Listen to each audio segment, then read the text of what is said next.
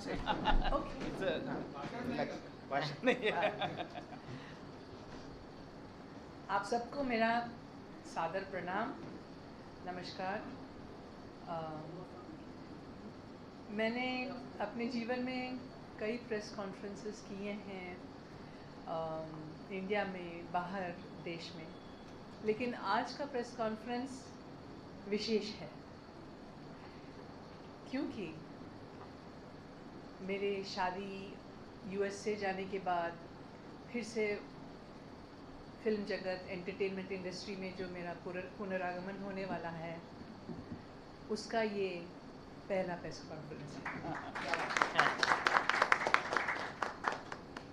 तो आज आपसे मैं जो भी कहूँगी और आप उसको दुनिया के सामने कैसे रखेंगे, वो बहुत महत्व रखता है, क्योंकि ये पहली बार लोग एक्चुअली जान पाएंगे मेरे मुंह से कि मैं यहाँ क्या कर रही हूँ। मेरी फैमिली बहुत सपोर्टिव है और जब मैंने शादी करके यूएसए माइग्रेट किया, मैंने बहुत सोचा कि मैं इतने अच्छे फिल्म करियर को छोड़ रही हूँ, भारत छोड़ के जा रही हूँ जहाँ मेरे म्यूज़िक, डांस, जो मेरी कलाएँ हैं, यूएसए में क्या मालूम मुझे क्या अपॉर्चुनिटीज़ मिलेंगी। लेकिन उस वक्त मैंने अपने पर्सनल लाइफ को ज़्यादा महत्व दिया। मेरे दो बहुत प्यारे बच्चे हैं, 25 और 21 साल के।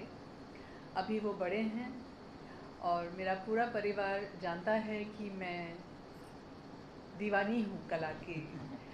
और आज दौर ऐसा चल रहा है कि मेरे ज़माने के कई लोग, मेल फीमेल, फिर से परफॉर्मेंस की दुनिया में आ रहे हैं।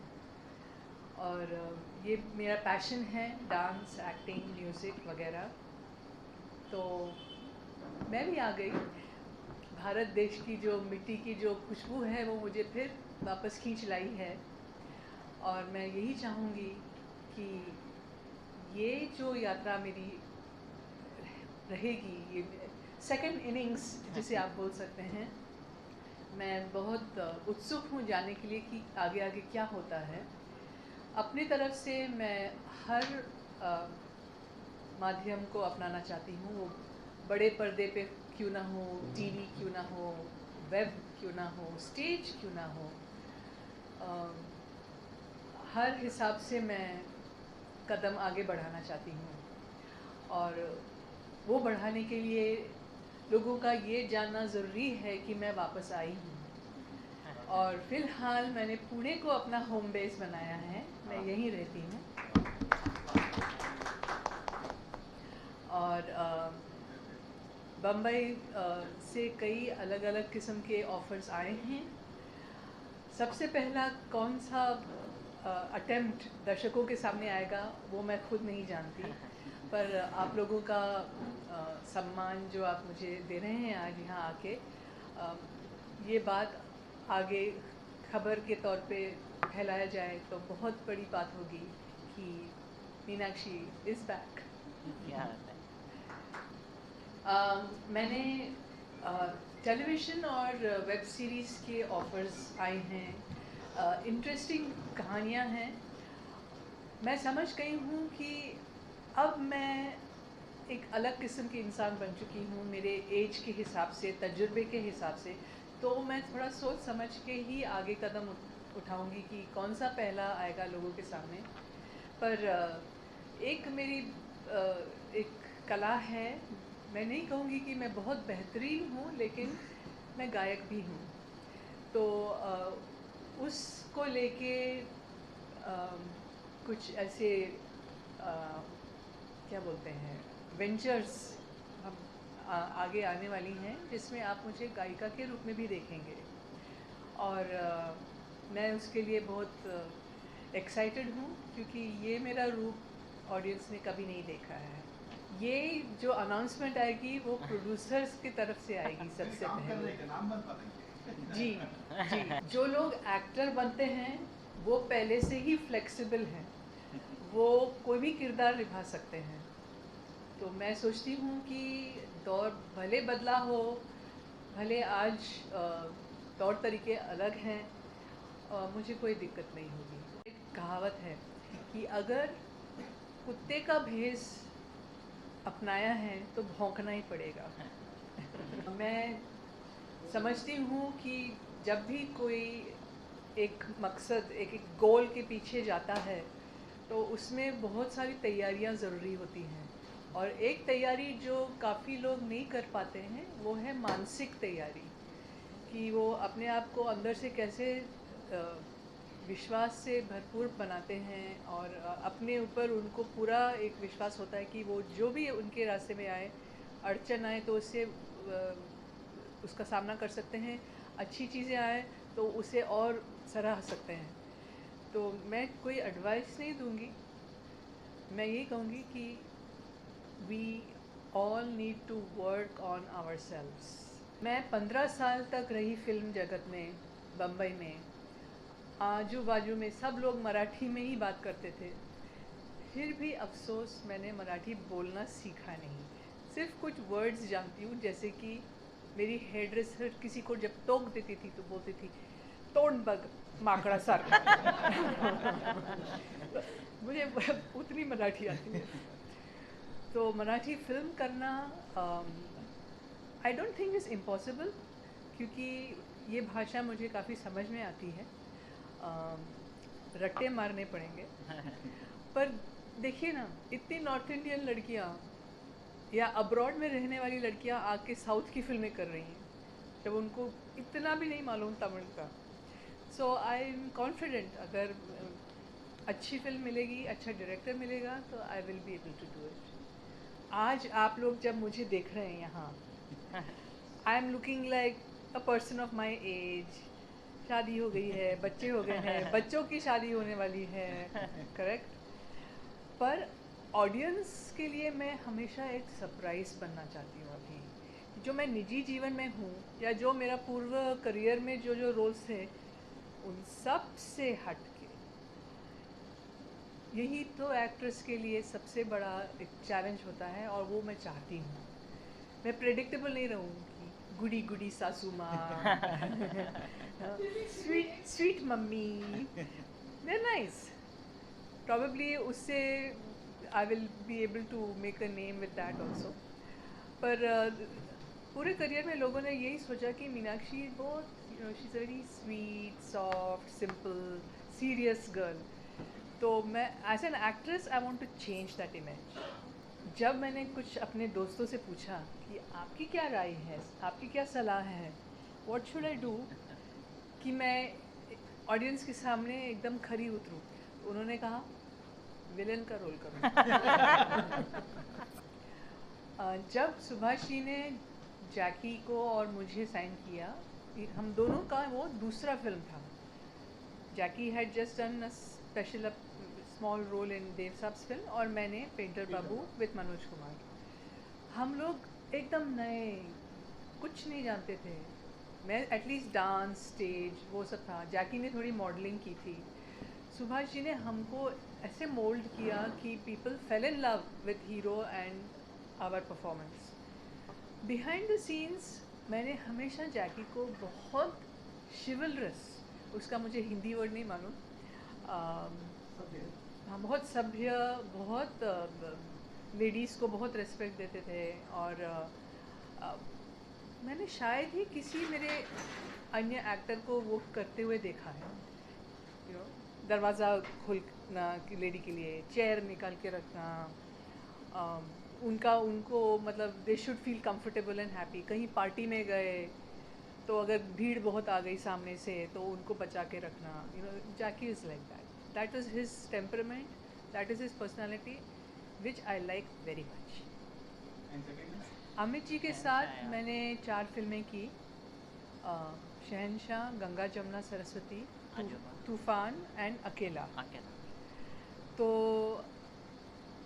शहंशाह का मैं एक किस्सा सबको बताती हूँ, शायद ये नई खबर नहीं है अब, लेकिन फिर भी आप फिर भी दोहराती हूँ।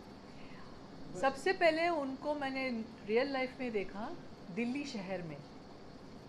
मैं और हमारे क्लासमेट सब स्कूल बस में घर जा रहे थे, और हमारे जो एरिया है दिल्ली की बहुत खूबसूरत एरिया है जहाँ सब एम्बेसीज़ और कॉन्सुलेट्स के ऑफिसेस हैं, रोड्स ब्यूटीफुल हैं। तो अचानक हमारी नज़र पड़ी कि अमिताभ बच्चन जी और रेखा जी एक मोटर बाइक में जा रहे हैं हमारे बस के साथ साथ शूटिंग के लिए, और फिल्म का नाम था सिलसिला, यश चोपड़ा का। तो हमारे ड्राइवर ने, सरदार जी था, बोला लड़कियां हम इनका पीछा करेंगे और इनका ऑटोग्राफ लेंगे, घर थोड़ा देर से जाएंगे, चलेगा? हमने बोला चलेगा। चीख रहे हैं, चिल्ला रहे हैं, प्लीज़ रोको प्लीज़ रोको। तो वो रुक गए, सो स्वीट। बट जैसे ही वो रुके, यश जी अपने गाड़ी में आए और बोले अमित शॉट रेडी। तो अमित जी ने कहा सॉरी गर्ल्स, और वो चल पड़े। तो सालों बाद, शायद 6 साल बाद, शहंशाह की शूटिंग थी ऊटी में, और मैं अमित जी के पीछे मोटर बाइक पे बैठ के गाने की शूटिंग कर रही थी। और मैंने चुपके से अमित जी को कहा, आपको मालूम है ये जगह पे रेखा जी बैठी थी सिलसिला की शूटिंग में और आज मैं बैठी हूँ। ये कितनी हैरानगी की बात है, मेरे यकीन नहीं आ रहा कि ऐसा भी हो सकता है। Amit ji is a,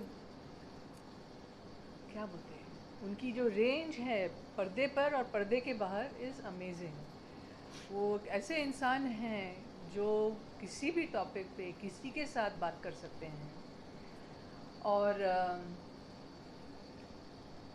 shooting के वक्त वो सबको इतने अच्छे मूड में रखते हैं, हंसाते हैं सबको, खुद हंसते हैं, रिहर्सल पे बहुत विश्वास करते हैं, और रिहर्सल कर कर के वो इम्प्रूव करते जाते हैं और मैं डिटीरिएट होते जाती थी। मेरा first take second take okay का ज़्यादा चांस था।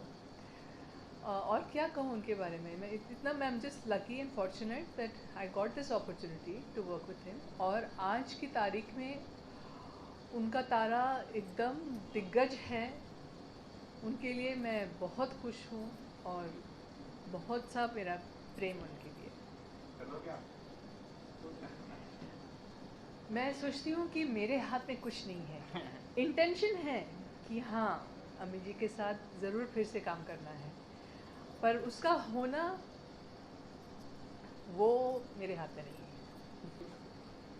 Oh thank you thank you, मुझे फिट और यंग कहने के लिए बहुत बहुत थैंक्स। मैं झूठ नहीं बोलूँगी, इस नवंबर को मैं 60 साल की हो जाऊँगी। तो it's going to be a milestone birthday, और मैं सोचती हूँ कि मेरा हर दिन एक माइलस्टोन है। I believe in working out, dancing, meditation, और सदा हंसना, भले कुछ भी हो जाए। मेरे ख्याल से उससे सेहत सबसे अच्छी रहती है। मैं अपने मुंह से ये कैसे बोलूं कि आज टैलेंट नहीं है या आज अच्छी फिल्में नहीं हैं या अच्छे रोल नहीं हैं, क्योंकि मैं वापस ही मेरी उसी बात पे है कि मैं अच्छे रोल्स करूँगी और अच्छे टैलेंटेड लोगों के साथ काम करूँगी। हाँ ये बात ज़रूर है, दामिनी आ जाने के बाद मैंने बहुत उम्मीद की थी कि ऐसी और फिल्में बनेंगी और हमारी जो अच्छी अच्छी टॉप की जो हीरोइंस हैं जो इतनी टैलेंटेड हैं उनको लेके ऐसी फिल्में बनेंगी। वैसा हुआ नहीं। अभी मैं यही उम्मीद करती हूँ कि मेरे सेकंड इनिंग्स में मैं वो फिर से वो बात दोहरा सकूँ। ऐसा हुआ है कि ये डायरेक्टर एक्टर कॉम्बिनेशन 3 फिल्मों में रिपीट हुआ, यानी कि घायल, घातक और दामिनी। राजकुमार संतोषी अव्वल दर्जे के डायरेक्टर हैं और क्रिएटर हैं, और सनी की पहचान एज अ फैंटास्टिक एक्टर उससे पहले उतनी नहीं थी, ना ही मेरी। पीपल एक्सेप्टेड मी, पर उन 3 फिल्मों ने काया पलट कर दिया हमारे करियर का। And I was very happy जब सनी को नेशनल अवार्ड मिला। ऐसा लगा कि मेरी ही जीत है। ये देर क्या होता है, ये समय क्या होता है, ये समय हम अपने दिमाग में बनाते हैं। और मैंने कभी सोचा नहीं कि देर हो गई है, मैं ऐसा सोचती ही नहीं। आप लोग सबके मुंह में घी शक्कर।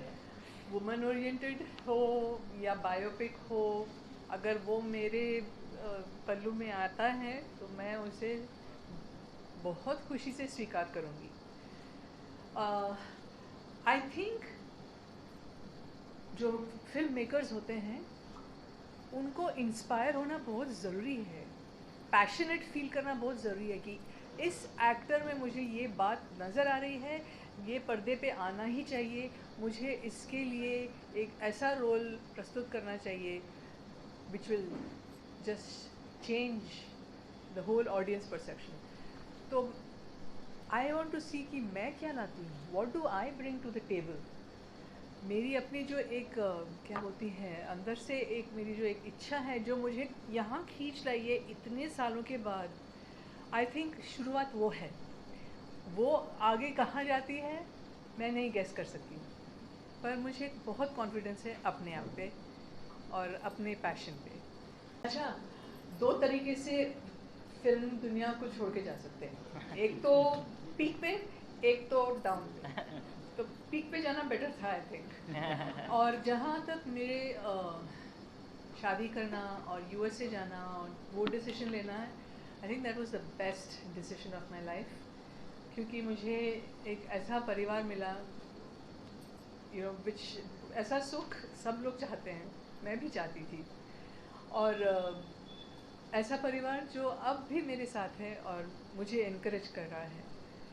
I think that's fantastic. सबसे पहले गाड़ी चलाना, उसके बाद खाना पकाना। जो कुछ चीज़ें जो मैं यहाँ नहीं करती थी, मुझे ज़रूरत ही नहीं थी, मैंने वहाँ सीखा एंड आई अंडरस्टूड कि सेल्फ सफिशेंसी बहुत बड़ी चीज़ है।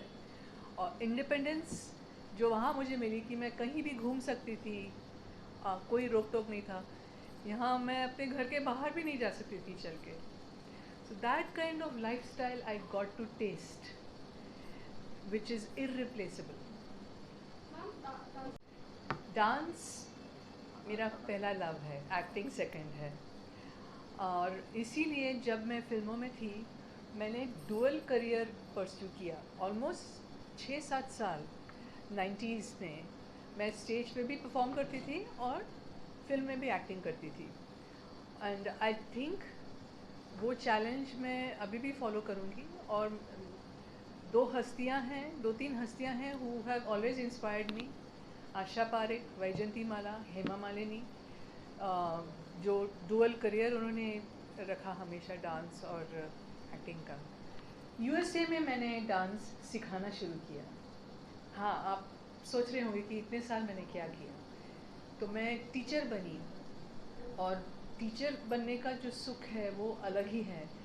अपने सामने किसी को मोल्ड करना और उनको मंच पे पहुंचाना, उनकी अंदर वो कला के प्रति एक आराधना वो जागृत करना, that I learned because of dance and becoming a teacher. अभी दोबारा मैं क्या करूँगी, लेट्स सी ना। थोड़ा सरप्राइज एलिमेंट तो रहने दीजिए, आज ही सब सुनना चाहते हैं आप। कहा गया है कि इंसान जो ह्यूमन बीइंग है वो एकमात्र एक क्रिएशन है जो ये सामर्थ्य रखता है कि वो बदलाव ला सकता है प्रकृति में, इस दुनिया में, टेक्नोलॉजी को यूज़ करके, अक्ल को यूज़ करके। तो जो भी चेंजेस हुई हैं, मीडियम जो नए नए आए हैं, that is all human beings क्या बोलते हैं, अचीवमेंट। और इससे चैलेंजेस ज़रूर आए हैं आर्टिस्टों को, और अपॉर्चुनिटीज़ भी बढ़े हैं। ऐसे ऐसे लोग पूरे इंडिया में हैं इतने टैलेंटेड, जो सोशल मीडिया के थ्रू हम जान पाए हैं कि उनमें कितनी काबिलियत है। OTT वेब वो अपने जगह भी ठीक है। तो I would say that here is to new things, here is to change.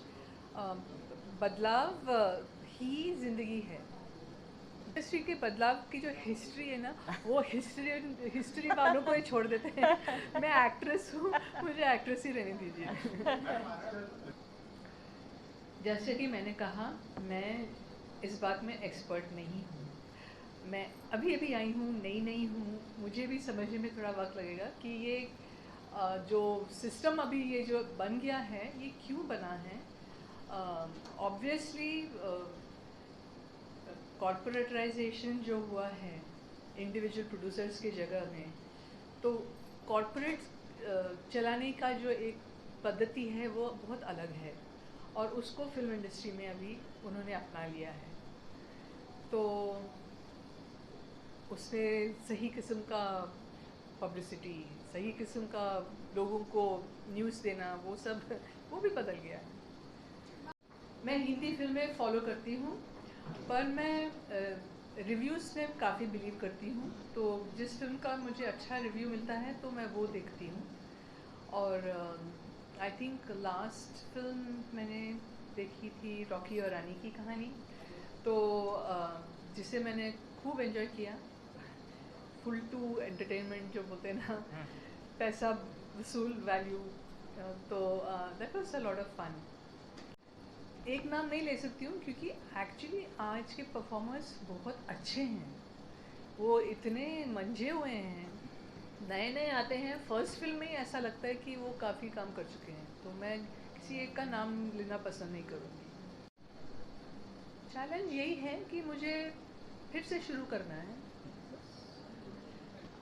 एक बहुत बड़े डायरेक्टर थे पहले, ऋषिकेश मुखर्जी, आप लोगों ने नाम सुना होगा। वो सिर्फ डायरेक्टर राइटर भी नहीं थे, एडिटर भी थे। और वो कहते थे कि फिल्म को अगर you have to make it truly efficient and successful, तो आपकी एडिटिंग शूटिंग से पहले हो जानी चाहिए। वो आर्टिस्ट को एक टेक ओके ही देते थे, रीटेक नहीं देते थे। उनके बारे में ये खास कहा जाता है।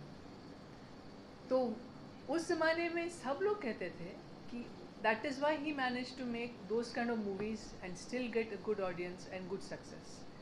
तो उसमें कहीं एक फ़ायदा है टू बिकम मोर एफिशिएंट।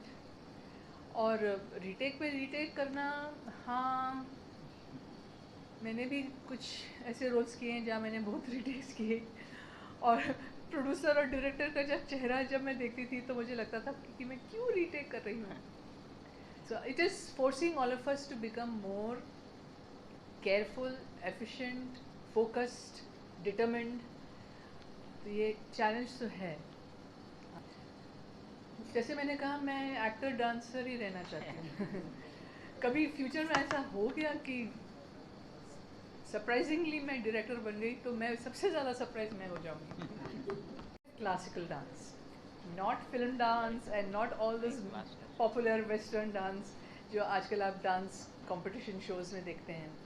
तो अगर क्लासिकल डांस की कोरियोग्राफी कोई मुझसे कराना चाहते हैं तो I will be very happy, क्योंकि मैं एक नहीं 4 शैलियों में कोरियोग्राफी और परफॉर्मेंस कर सकती हूँ।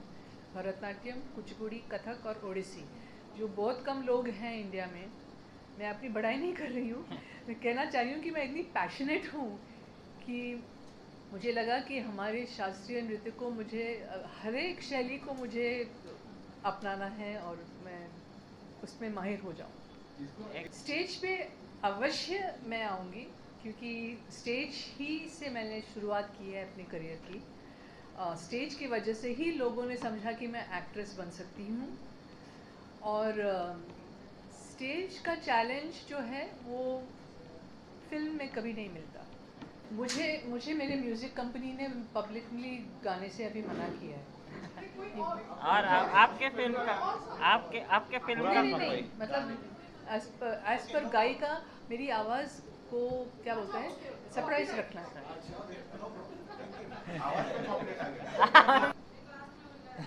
मेरा फेवरेट डायलॉग दामिनी तारीख पे तारीख। दामिनी में, सॉरी यहाँ एक सीन में पत्रकारों को मैंने बहुत डांटा है। तो डेफिनेटली वो डायलॉग नहीं बोलूँगी मैं।